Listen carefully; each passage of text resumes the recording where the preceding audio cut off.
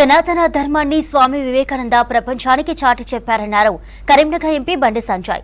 కరీంనగర్లో ఏర్పాటు చేసిన జయంతి ఉత్సవాలలో పాల్గొన్న బండి సంజయ్ స్వామి వివేకానంద విగ్రహానికి పూలమాలలు వేసి నివాళులు అర్పించారు.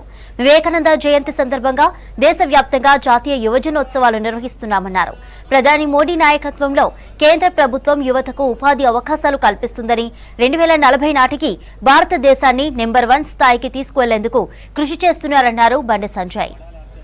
దేశవ్యాప్తంగా స్వామి వివేకానంద వారి యొక్క జయంతిని పురస్కరించుకొని జాతీయ యువజన దినోత్సవం పేరు మీద అనేక కార్యక్రమాలు నిర్వహిస్తూ ఉన్నారు.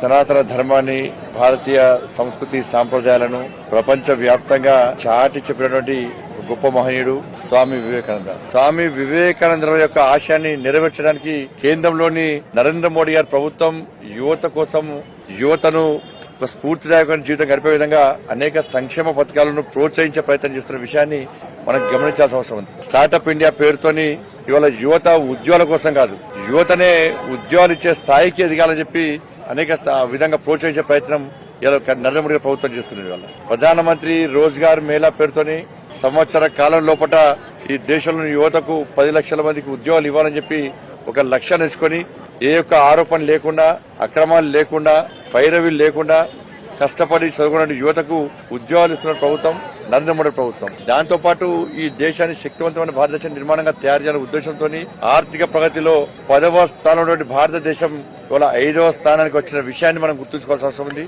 2040 నాటికి ఈ దేశాన్ని నెంబర్ 1 స్థానానికి తీసుకోవాలని చెప్పి ఏకైక లక్ష్యంతో ముందుకు సాగుతున్న ప్రభుత్వం నరేంద్ర మోడీ గారి ప్రభుత్వం. కాబట్టి ఇటువంటి ప్రభుత్వానికి నరేంద్ర మోడీ గారికి నేటి యువత అండగా ఉండాలని చెప్పి మనస్ఫూర్తిగా అందరికీ విజ్ఞప్తి చేస్తూ